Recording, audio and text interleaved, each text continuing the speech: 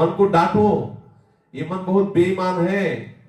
जब किसी को शराब पहली बार पीते हुए देखो तो ऐसे कहता, ऐसे मन कहता नहीं, और वो पीता, और फिर एक दिन उस घर में थप्पड़ मार करके पैसे लेकर के फिर जाता है पीने। मन को पकड़ाना होता है, गंदी से गंदी बात पकड़ा दो, वो बहुत जोर से पकड़ता है। अच्छी से अच्छी बात पकड़ा दो, उसको एक समझ लो कि एक तरह से वो अंधा आदमी है पर है बहुत बलवान, उसको जो पकड़ में आए तो बहुत जोर से पकड़ता है।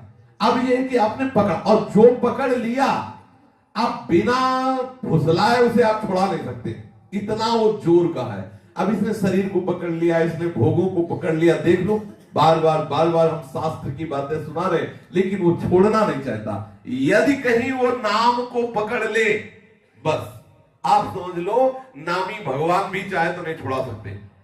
अगर नाम को, ऐसे हैं भक्त जिन्होंने प्रभु से कहा कि आपको क्या चाहिए, लाला आपके नाम के बल से मैं आपको देने के लिए तैयार हूं, क्या चाहिए, जो चाहिए वो आप हमसे मांग लो।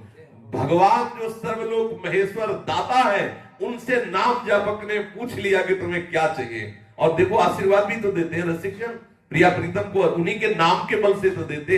एक बार केवल नाम पकड़ ले मन, फिर नामी भी चाहे तो छुड़वा नहीं सकता, ऐसी इसकी पकड़ है। जैसे इसने विषय को पकड़ लिया, लाख बार शास्त्र और गुरु समझा रहे फिर भी नहीं छोड़ रहा।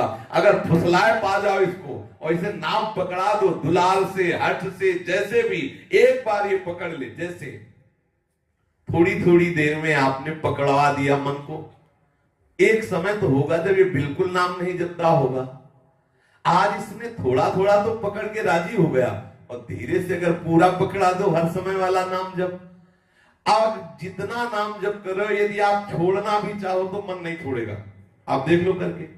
श्री स्वामी अखंडानंद जी महाराज से उनके एक शिष्य थे, 18 वर्ष तक उन्होंने मंत्र जपा, नाम जप करा, और आए बोले महाराज आपने जो नाम दिया था, उन्होंने कहा था राम राम जपो, तो 18 वर्ष हो गए, मुझे कोई लाभ तो मिला नहीं।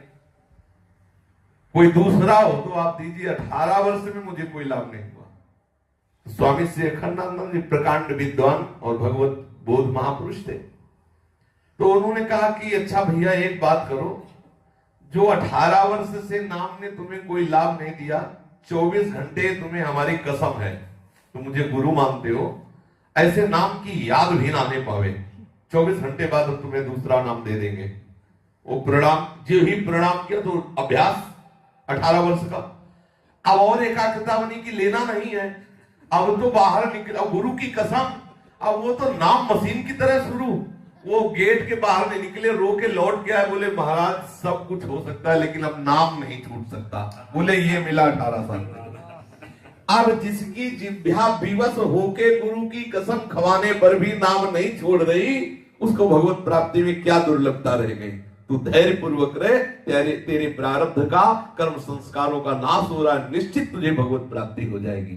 तो हम नाम को पकड़ा दे तो देखो इतना वो ईमानदार है कि जितना पकड़, सच्ची मानिए, जितना आपने पकड़ा दिया उतने पे आप भी छोड़ना चाहे तो आपको जलाना शुरू कर देगा।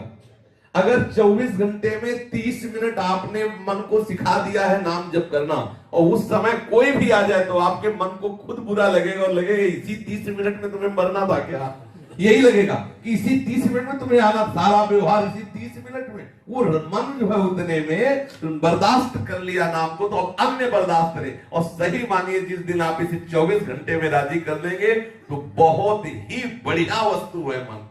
एक बार इसे प्रभु में लगा दीजिए, और एक बार प्रभु में लग गया तो फिर हटने वाला नहीं।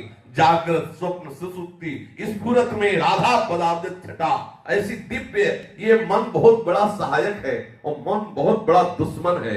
यदि इसको गंदी बातों में लगा दिया तो इससे बड़ा नीच और दुश्मन कोई नहीं है, और इसे भगवत चरणारविंद में लगा, इससे बड़ा कोई नहीं है, हमारा सहयोगी, हमारा मित्र, हमें आनंद देने वाला। इसलिए हम अपनी गलती को माने और मन को अच्छे मार्ग पर लगाएं। थोड़े दिन ये हो सकता है पूर्वाभ्यास में सबको गलत सलाह देता रहे, जिस दिन ये पकड़ लेगा पूरा नाम, उस दिन छोड़ेगा नहीं, विश्वास मान लीजिए। अपने लोग इसी मार्ग से आए हैं। एक बार इसे ठीक से समझ में आ जाए कि जीवन ही नाम है, नाम ही जीवन है, फिर आप इसका चमत्कार देख लीजिए। भरी सभा में बात करते हुए बड़ी चतुराई से नाम जप लेगा। ये बहुत कलाकार है, बहुत चतुर है, बहुत समर्थ है। पूर्व में जब प्रारंभ में नामाभ्यास प्रारंभ हुआ तो अब जैसे तुमसे बात कर रहे हैं तो बीच बीच में बोल दिए, पूरा आपकी तरफ एकाग्र, तो सामने वाले को लगता है कि हमें देख के बात कर रहे हैं, लेकिन उसके मुंह में नाम लिखते हैं और वो समझता है कि हमें देख के बात कर रहे हैं, कि मतलब बहुत एकाग्रता से ऐसे देख रहे हैं और बीच बीच में वो हाँ जी ऐसा और बार बार नाम लिख रहे हैं। तो ये क्या मन ही तो है, लग गया नाम में, उसने फंसा दिया। अब सामने वाला नहीं समझ पा रहा कि क्या चल रहा है, और बीच बीच में बात भी हो रही, उसको देख भी रहे और नाम चल रहा है।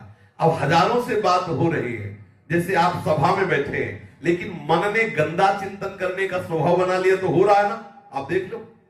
ऐसे ही यदि भगवत चिंतन करने का स्वभाव बना लिया तो वैश्यालय में बैठ जाओ तो भी वो वही करेगा, क्योंकि उसका स्वभाव बन गया भजन करने का। और अगर गंदा स्वभाव बन गया है तो आप चाहे जहां बैठ जाओ, वो अपने ही ताना बाना बुनेगा, देख लीजिए। ठाकुर के सामने, बिहारी जी राधा वल्लभ जी के सामने खड़े होकर के भी ये वही ताना बाना बुनता। बहुत चतुर है, बहुत चतुर है। अगर भजन में लग गया तो गंदी से गंदी जगह में भी भगवदाकार वृत्ति कर देगा, और अगर बुरी आदत में लग गया तो बड़े बड़े महामहिमा में धामों में भी बुरे आचरण करवा देगा। बड़ा विचित्र देवता है, इसे फुसला लो, इसे डांट के दुलार के जैसे बने इसको सतमार्ग में लगा दो। यही जीवन का हमारे सबसे बड़ा धर्म है, यही जीवन का सबसे बड़ा कर्तव्य है कि हम अपने मन को फुसलाए पा जाए। मन को संभाल लिया तो सबसे बड़ा गुरु कौन, जिसने मन को चेला बना लिया? नहीं, चाहे जितने चेला हो, रहते सब मन के चेले ही है।